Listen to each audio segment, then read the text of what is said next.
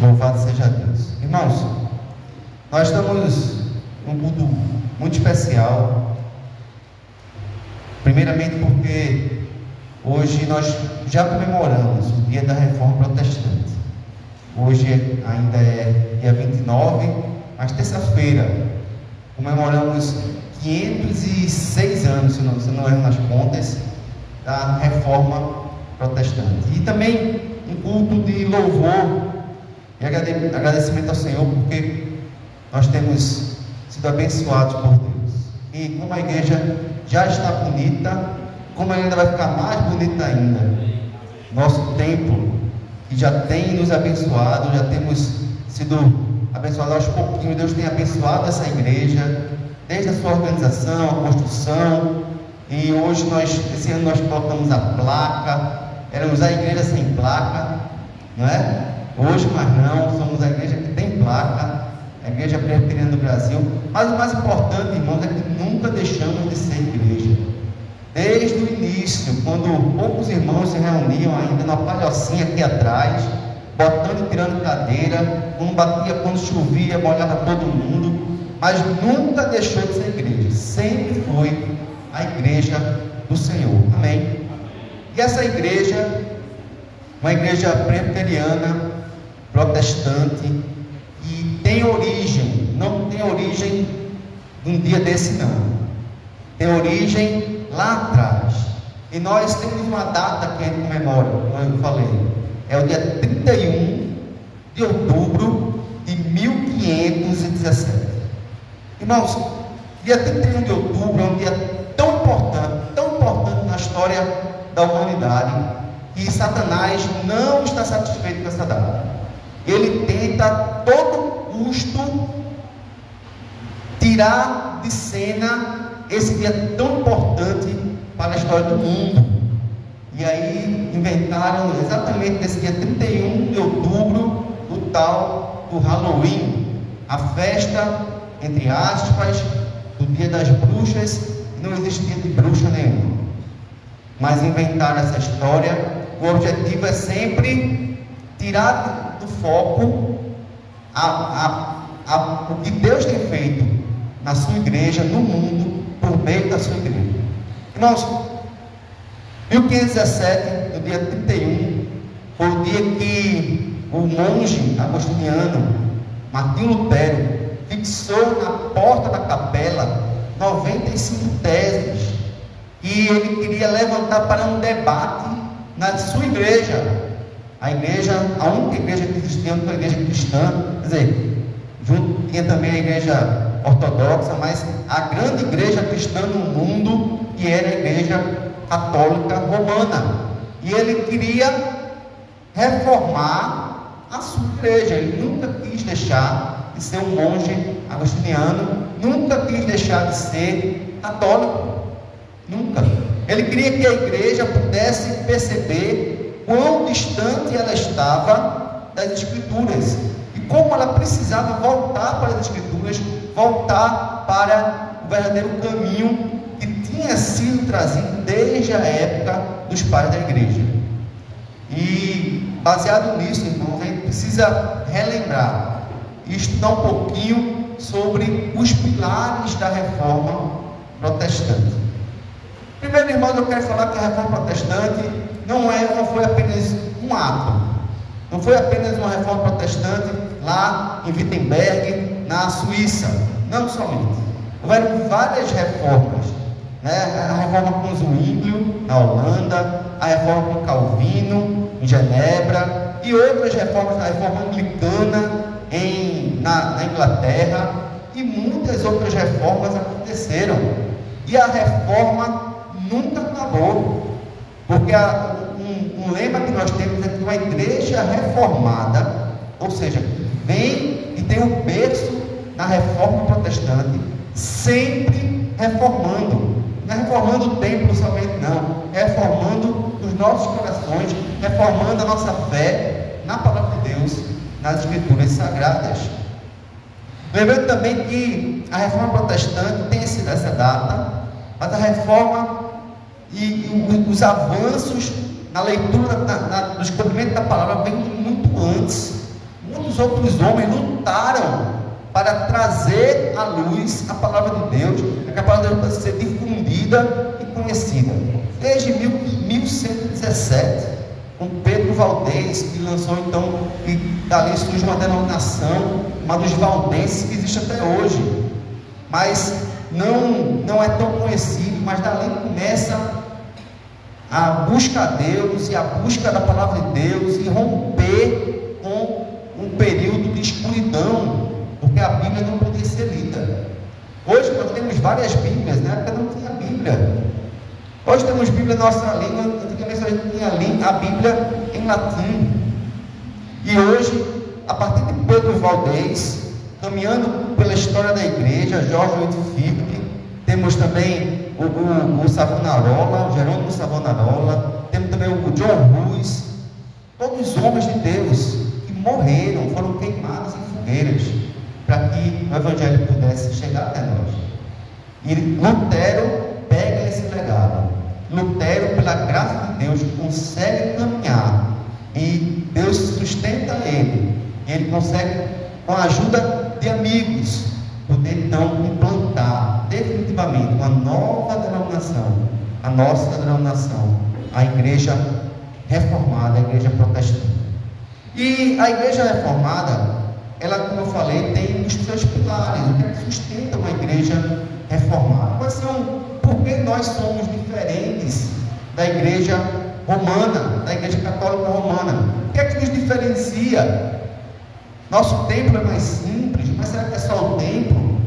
Nossa forma de culto é mais simples, mas será que é só isso? Não, irmãos. O que mais diferencia da gente são esses 5 pilares que eu quero então estudar com os irmãos. Vai ser a primeira pregação que eu faço esse ano, que não é expositiva, vai ser então uma pregação temática, com os 5 pilares da reforma. E a gente vai estudar então esses 5 pilares. O primeiro pilar da reforma protestante, irmãos, que nos diferencia é somente a fé. São os 5 solos, né? Então, somente a fé. As crianças estão craques no assunto, que fizeram ali, no mural, com os 5 solas, falaram até de Calvino, a Tulipe, eu vi tudinho, viu? Peguei até umas dicas para o sermão de hoje, viu? Então, primeiro ponto, irmãos, da reforma protestante é que a nossa salvação é somente pela fé. E a gente precisa sempre lembrar por que essa bandeira precisou ser levantada na época, porque na Igreja Católica, e vamos falar muito da Igreja Católica, e até hoje ainda é assim, a Igreja Católica, ela crê na salvação pela fé, mas na fé e obras, na fé e os méritos dos santos. Então, aquele que tem fé e que tem as obras somadas à sua fé, será salvo.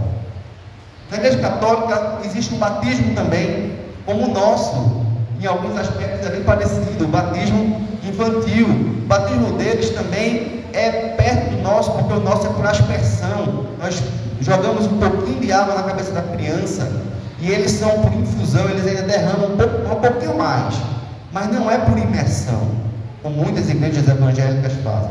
Então, se for por questão de batismo, é muito perto do nosso. Então, é pouca água, a criança recebe aquele batismo. Nós também batizamos crianças, poucas igrejas evangélicas também batizam criança.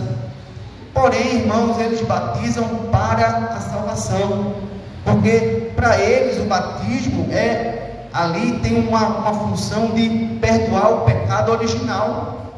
Então, naquele batismo, a criança está perdoada do pecado original. Se ela não cometer mais nenhum pecado mortal durante a sua vida, apenas que eles chamam de pecados veniais, que eles chamam de pecado como se fosse um pecado um pouco mais fraquinho.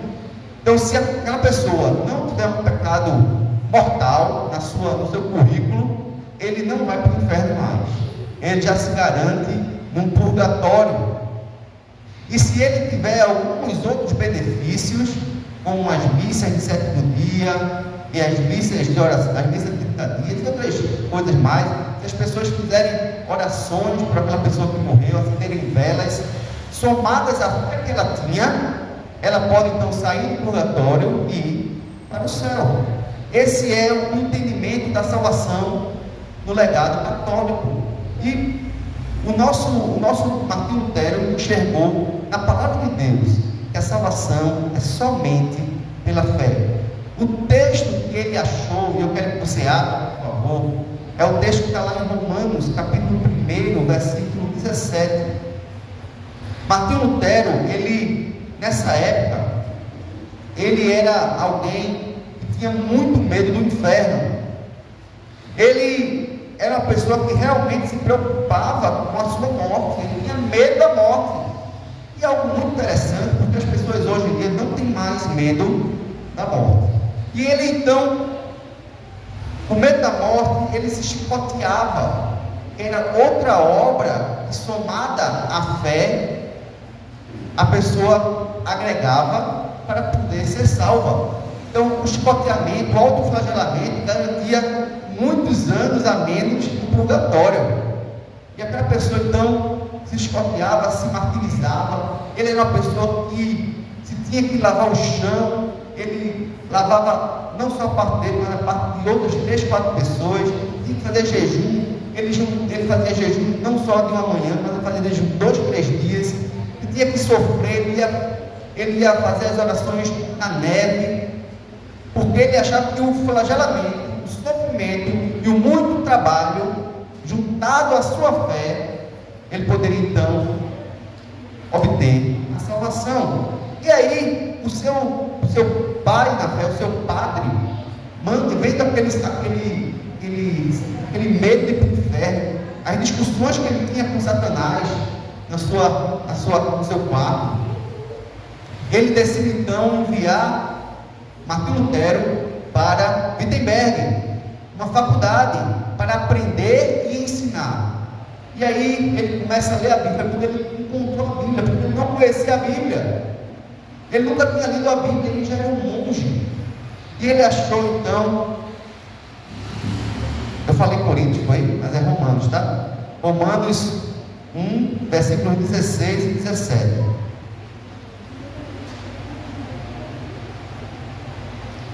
Ele viu lá em Romanos 1, 16 e 17, ele diz que aqui está a chave para a salvação.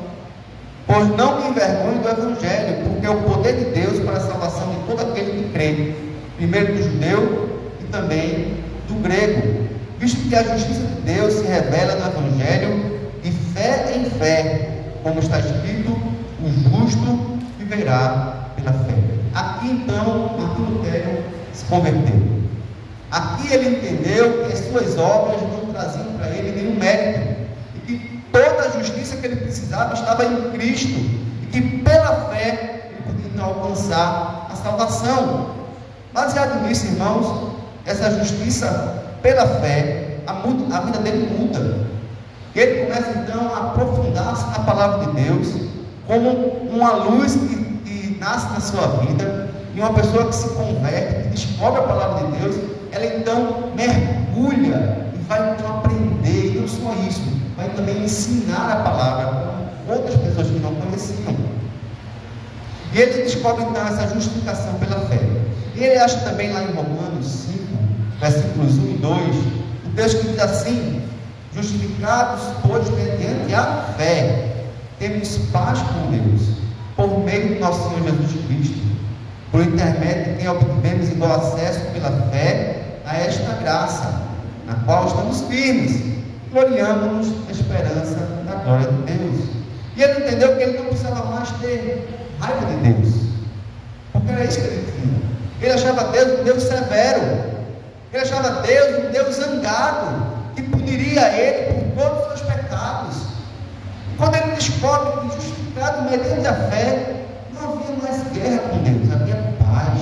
Deus não era aquele Deus irado contra ele, mas um Deus amoroso. E ele então teve paz em seu coração. E ele começa então a descobrir a salvação pela fé, e não precisava mais trabalhar para ser salvo. Hoje em dia, irmãos, muitas doutrinas dizem que você precisa trabalhar para ser salvo. nos chama para fazer obras de caridade, para somar a sua fé às suas obras, e junto você então poder alcançar nível de santificação ou um nível espiritual de elevação. Romanos 4:4,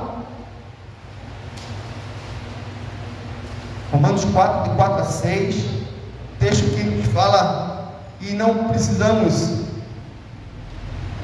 trabalhar para a salvação. Veja que coisa interessante. Ora, ao que trabalha, o salário não é considerado como favor, e sim como dívida. Mas ao que não trabalha, porém crê naquele que justifica o ímpio, a sua fé lhe é atribuída como justiça. E é assim também que Davi declara ser bem-aventurado todo homem a quem Deus atribui justiça, independentemente das obras. Independentemente das obras. Nós não precisamos nos autoflagelar. Nós não temos que trabalhar pela salvação. O trabalho foi alcançado por Cristo, e a minha fé em Cristo, ela é suficiente para que eu seja salvo. Isso é, irmãos, libertador para muitos que ainda lutam e têm medo da morte, lutam para ser salvos, mas nunca percebem que é suficiente. Pergunte a alguém que não conhece ao Senhor, pergunte assim: se você morrer, para onde você vai? Aí ele vai perguntar assim: Deus é quem sabe, né? Deus é quem sabe.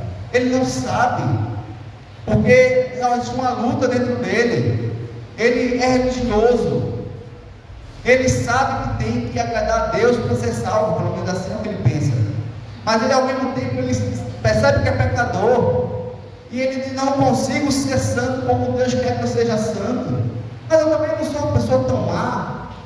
Ele não enxerga a sua própria maldade, e aí ele fica na dúvida. No fundo, ele tem medo de morrer também, tem medo de morrer, porque não tem a salvação pela fé, não tem. Pessoas ao nosso redor, irmãos, estão morrendo de medo de morrer. Pessoas ao nosso redor, elas têm pânico em pensar na morte. Ninguém pensa na morte, porque a morte é algo obscuro para elas. Elas não sabem para onde vão. Na melhor das hipóteses, elas não sabem. E na verdade, a maioria até sabe. Então as pessoas estão carentes de descobrir que a salvação delas é somente pela fé. E cabe nós, que fomos salvos pela fé em Cristo, levar essa mensagem aos católicos, até aos evangélicos também, mas aos espíritas e muitos outros que lutam por sua salvação, aos testemunhos de Jeová. Eles vêm nos evangelizar, né? Mas são eles que precisam conhecer o Evangelho. Eles precisam conhecer uma salvação que não é pelo muito fazer, pela muita religiosidade. Eles precisam conhecer um Evangelho que tira uma carga, um peso das suas costas, porque é assim que eles estão. Qualquer dia desse eu vou trazer aqui, irmãos. Ele vai trazer o testemunho dele, o irmão lá da igreja do Vasco da Gama, o irmão Carlos Alberto, crente, convertido ao Senhor, foi batizado ano passado lá na igreja do Vasco, eu tive o prazer de participar, e ele foi testemunho de Jeová, e ele conta para a gente como era difícil, porque são muitas regras e muitas leis. Não, irmãos, salvação somente pela graça. Segundo ponto, irmão, o segundo pilar da reforma protestante, o segundo sola, é o sola gratia. O sola gratia fala que significa somente a graça de Deus pode salvar o homem. Existia uma controvérsia chamada controvérsia pelagiana, que era de Pelágio. Pelágio, ele veio lá do século IV, na época ainda do Agostinho.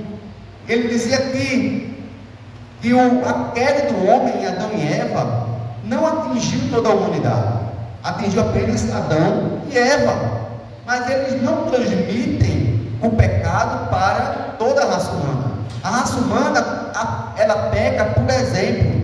O exemplo de Adão e Eva faz com que eles também, as outras pessoas, seus filhos, aprendam a pecar, mas elas têm potencial, elas são boas no seu âmago, no seu interior, e elas podem ou não pecar. Agostinho, então, se tremendo com essa doutrina falsa, levanta então a salvação somente pela graça de Deus, que dá vida àquele que está morto dentro dos pecados. Porque é isso que a Bíblia diz, que o ser humano ele está morto em seus delitos e pecados.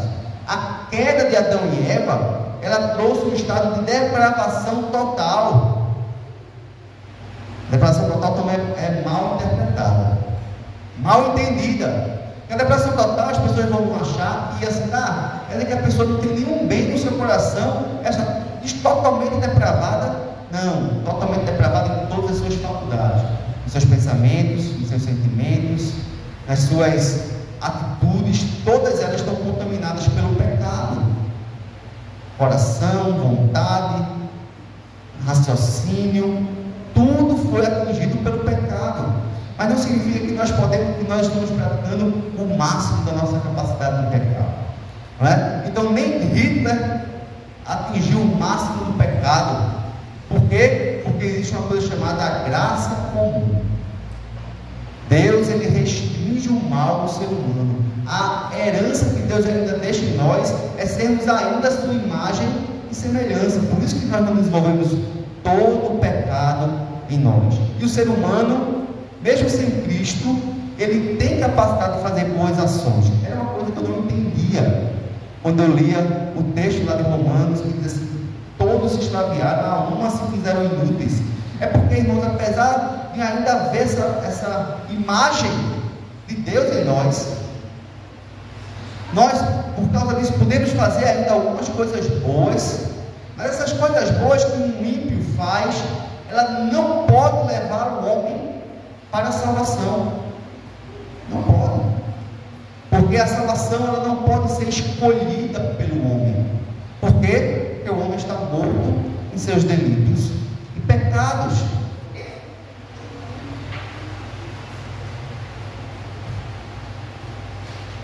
Romanos 3, 22 a 24. A justiça de Deus, mediante a fé em Jesus Cristo, para todos, sobre todos os que creem, porque não há distinção, pois todos pecaram, carecem da glória de Deus, sendo justificados gratuitamente por sua graça, mediante a redenção que há em Cristo Jesus. Irmãos, Efésios 2:1 em diante, é um texto que eu até já li, até semana passada. Ele vos deu vida, estando vós mortos em vossos delitos e pecados. A graça de Deus, irmãos, está em Ele dar vida a você, quando você está morto espiritualmente. Um morto espiritualmente, ele não tem capacidade de responder positivamente ao amor de Deus. Somente quando Ele coloca vida no teu coração passa a desejar e entender a sua palavra, é que você consegue então responder positivamente, porque Ele te deu vida. Ele vos deu vida, sendo vós mortos nos vossos delitos e pecados, nos quais andastes outrora, segundo o curso deste mundo, como um rio. Estávamos mortos, jogados no rio, o curso desse mundo, levando a gente. Estávamos mortos, sendo levados por esse rio, e nos quais andávamos outrora, segundo o curso deste mundo, segundo o príncipe da potestade do ar, do espírito que agora atua no espírito da desobediência, entre os quais também todos nós andávamos outrora, segundo as inclinações da nossa carne, fazendo a vontade da carne e dos pensamentos, e éramos por natureza filhos da ira, como também os demais. Irmãos, estávamos afastados de Deus, mortos, não tínhamos nenhuma capacidade de buscar o Senhor, e Deus olhou para a gente e nos amou.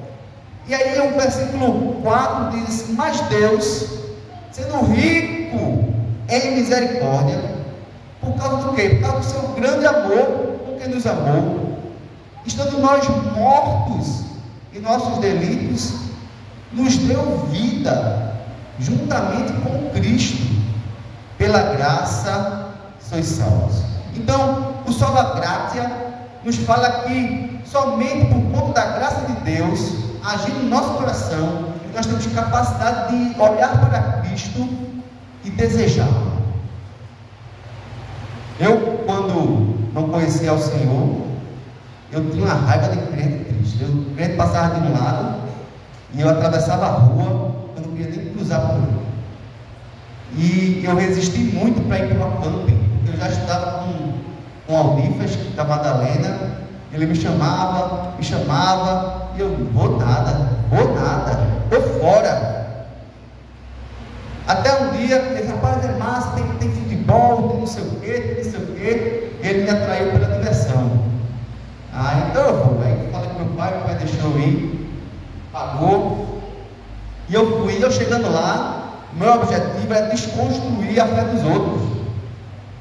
Eu então ia debater com os equipantes para desconstruir a fé deles. Veja, que miserável era.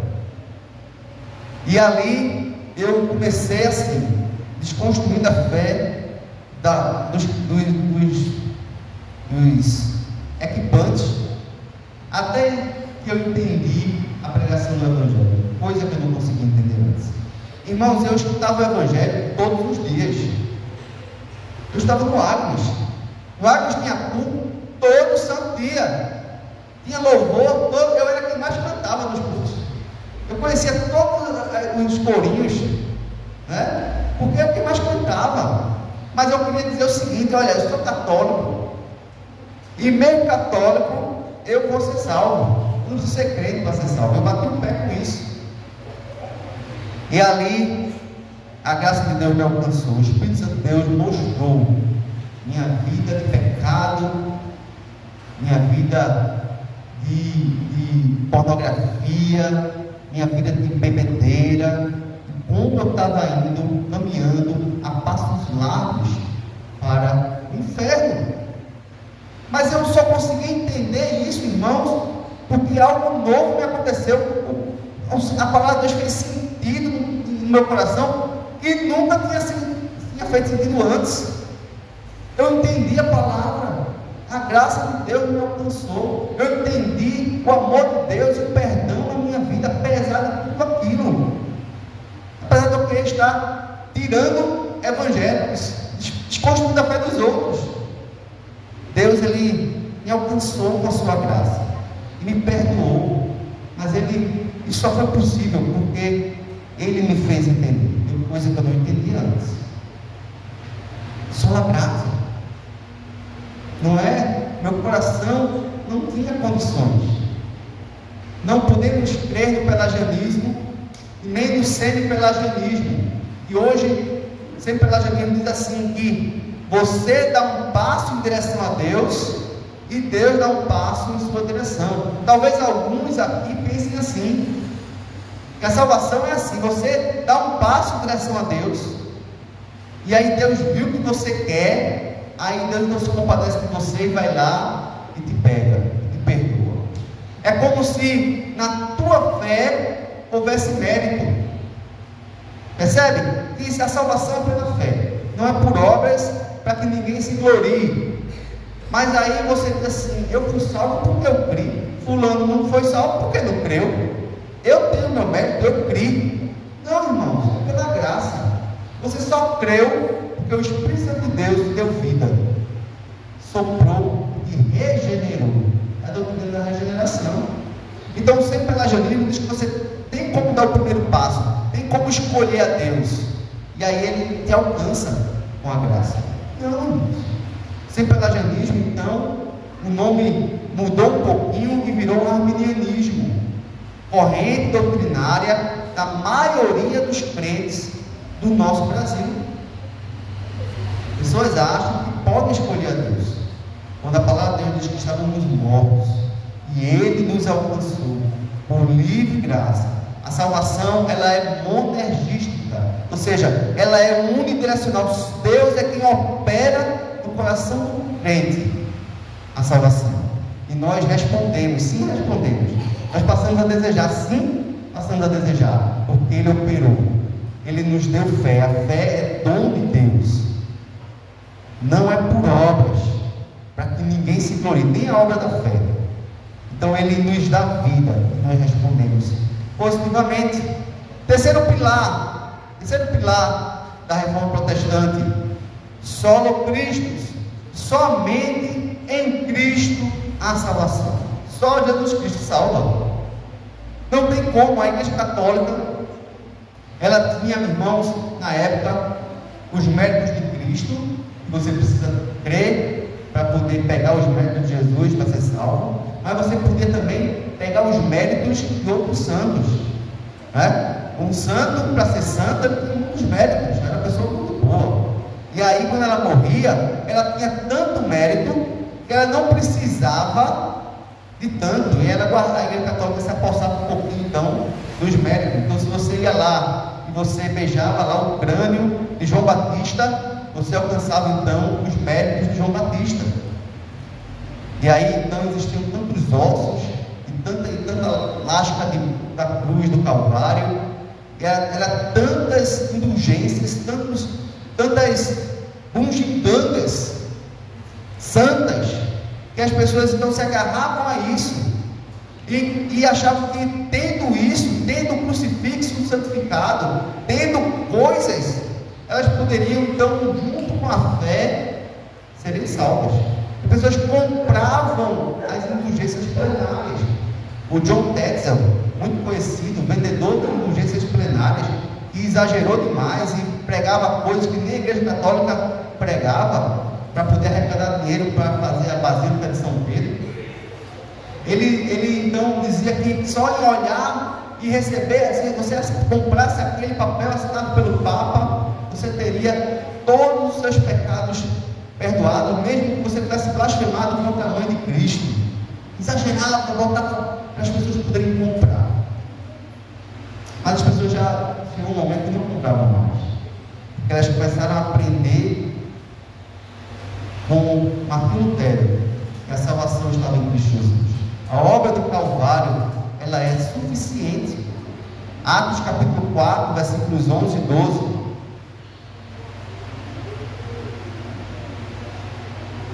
Este Jesus é pedra rejeitada por vós, os construtores, a qual se tornou pedra angular.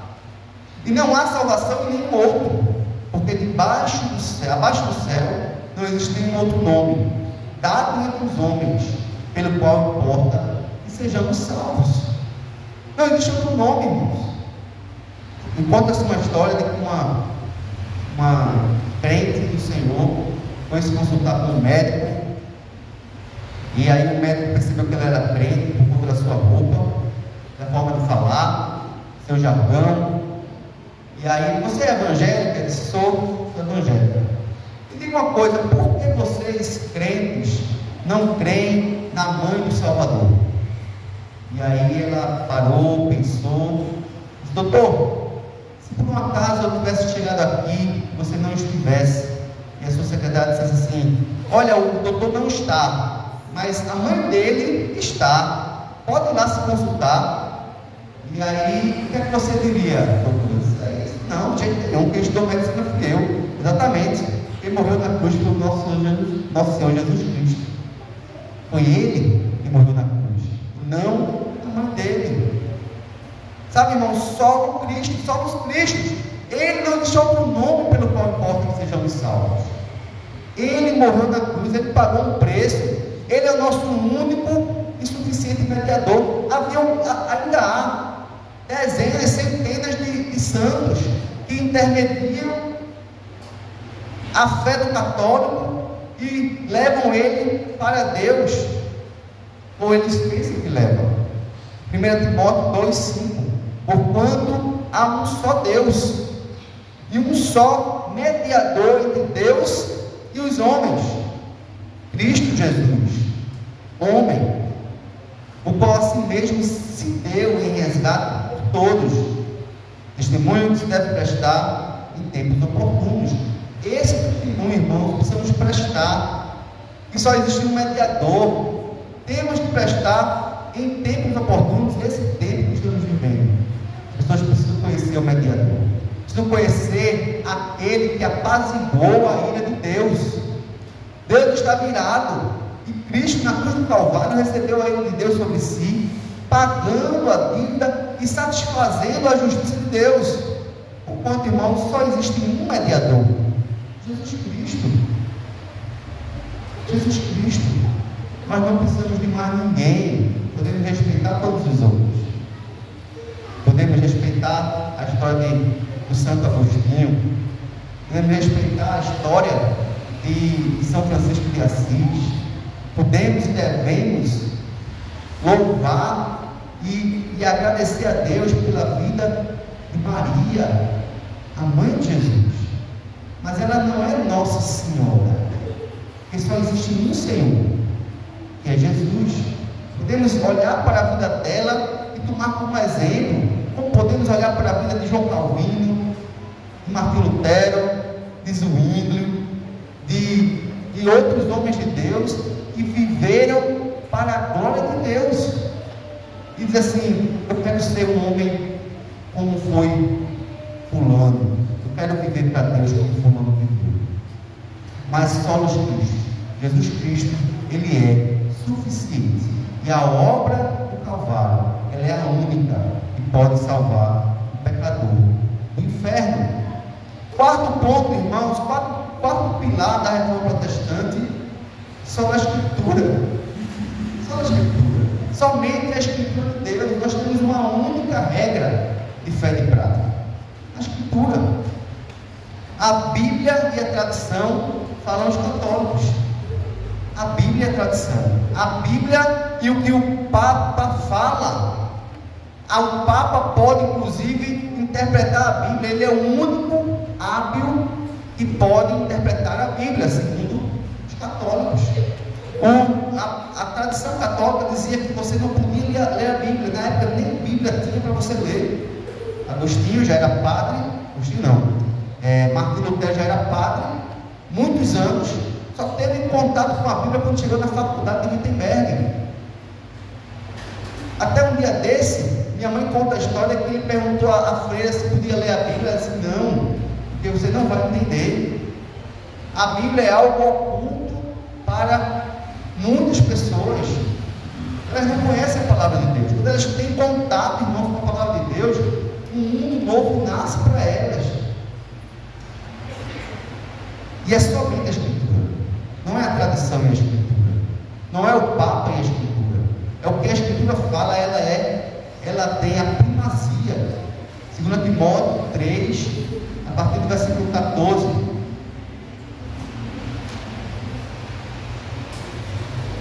Tu, porém, permanece daquilo que aprendeste, de que foste inteirado, sabendo de quem o aprendeste, e que desde a infância sabes as sagradas letras, que podem tornar-te sábio para a salvação pela fé em Cristo Jesus.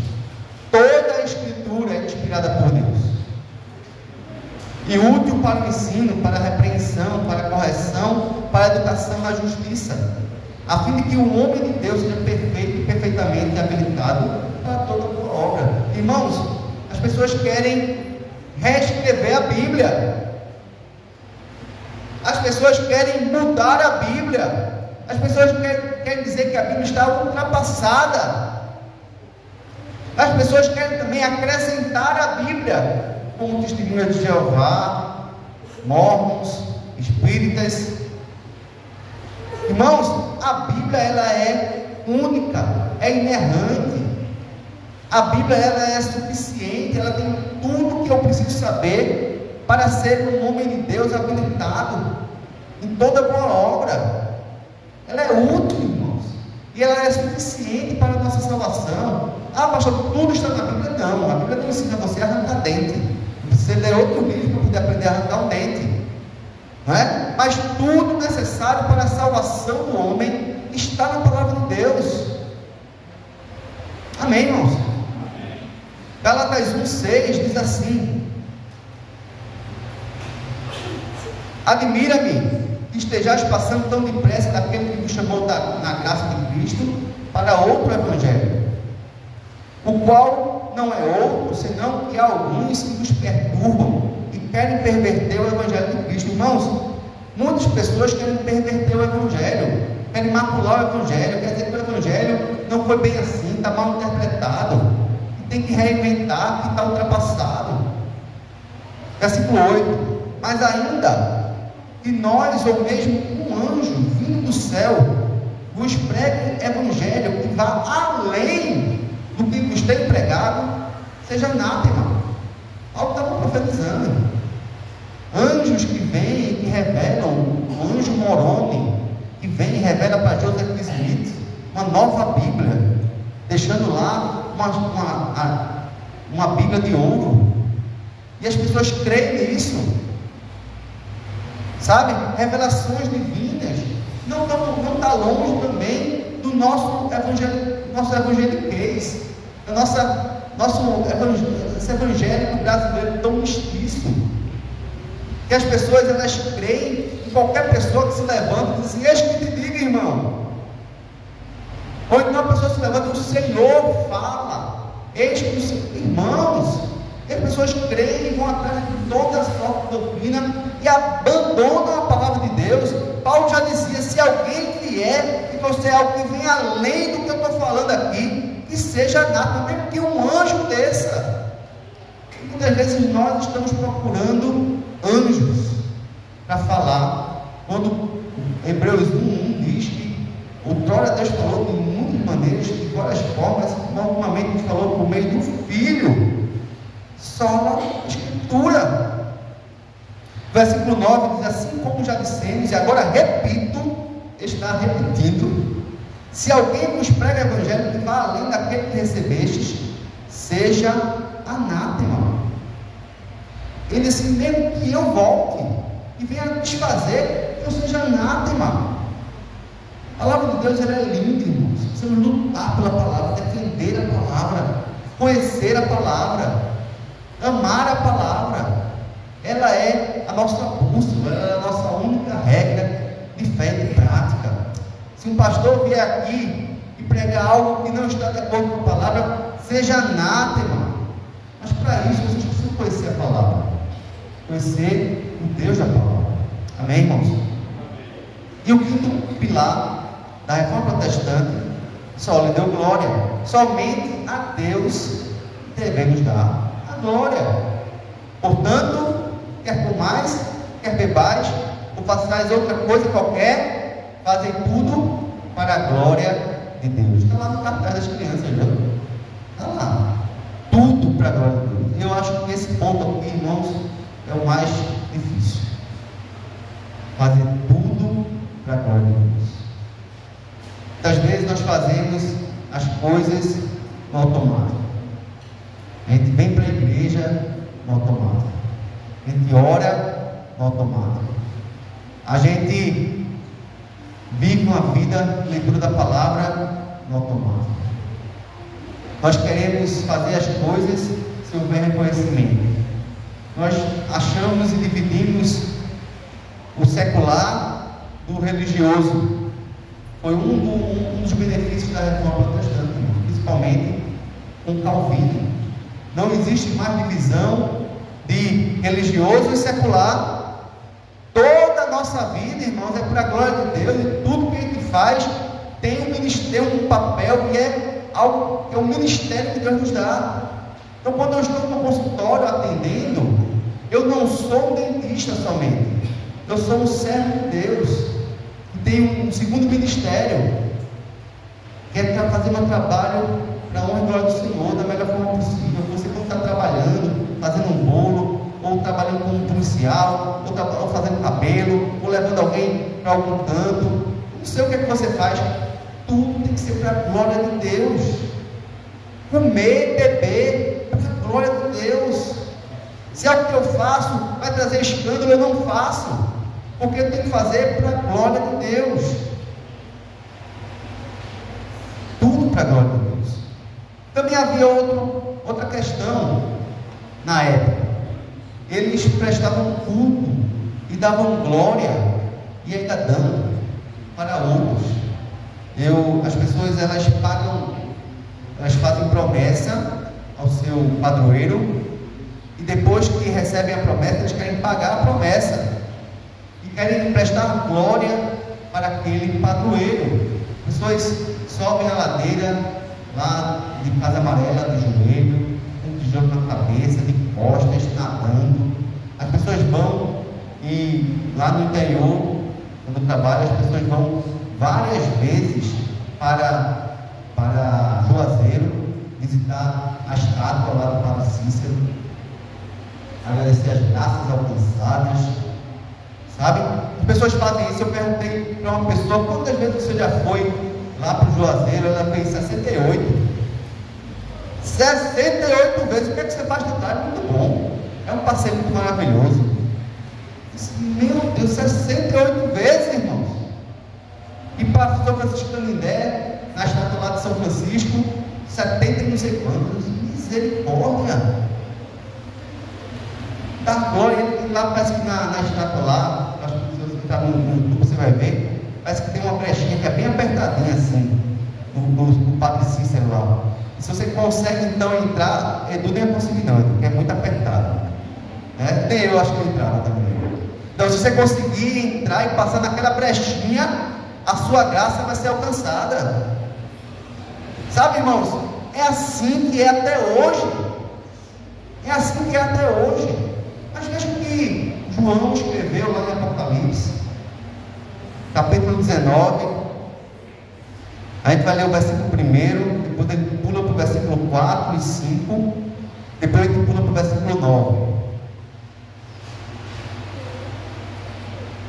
Depois dessas coisas, ouvi no céu uma grande voz de numerosa multidão, dizendo: Aleluia!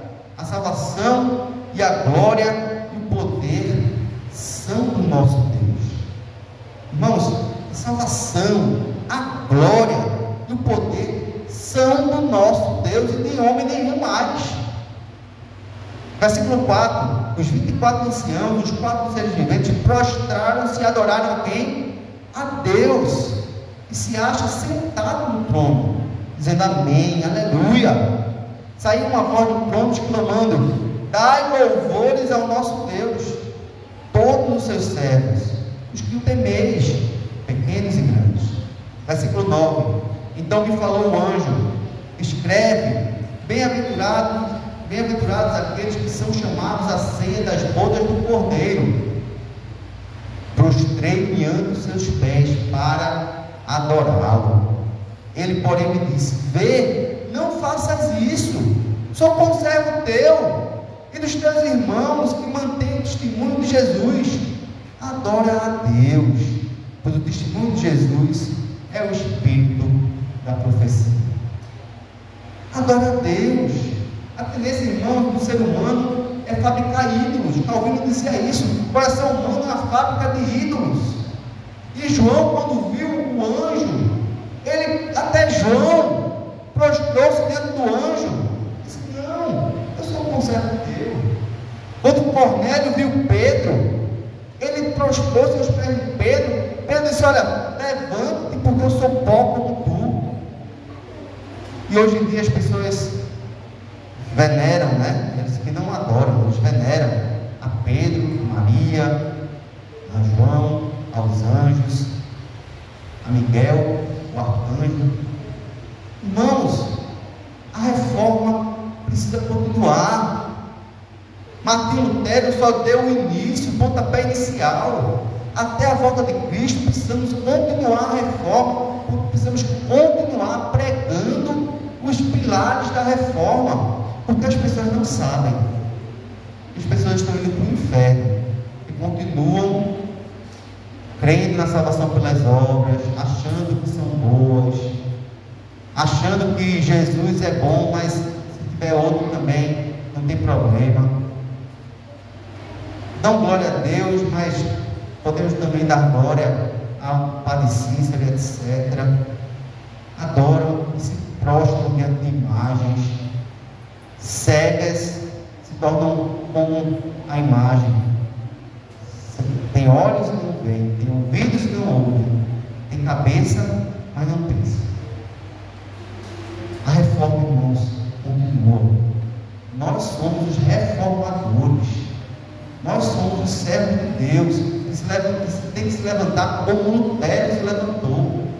E Lutero, irmãos, depois de 5 anos da reforma, que ele tinha pregado em 95 teses, de forma muito corajosa, foi chamado pelo Papa para se retratar.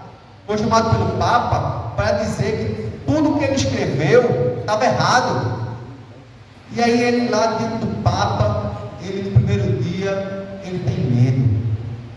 E aí, mas ele não se retrata. Mas aí ele pede mais um dia. E aí, mais um dia, ele volta lá e naquela noite, eu acho que Deus falou com ele. E ele volta no segundo dia. E uma frase que ele diz que é o seguinte: a minha consciência é cativa à palavra de Deus. Ir contra a minha consciência não é correto nem seguro. Aqui estou. Não há nada mais que eu possa fazer. Que Deus me ajude. Amém. Precisamos, irmãos, ter essa coragem para falar. Eu não posso ir contra a palavra de Deus. Eu não posso ir contra aquilo que eu creio. O que eu escrevi. Muitas vezes, irmãos, nós somos corajosos, mas quando o negócio aperta, ele está para trás. Precisamos, irmãos, ser reformadores. Eu e você, todos os dias, pregando a palavra de Deus, vivendo a palavra de Deus, para que o mundo possa ver a luz em nós, por meio de nós, enxergar Cristo. Amém, irmãos? Amém. Deus seja louvado. Baixe sua cabeça, ore por sua vida, para que Deus faça um servo, um reformador, uma reformadora, para a honra e glória do Senhor.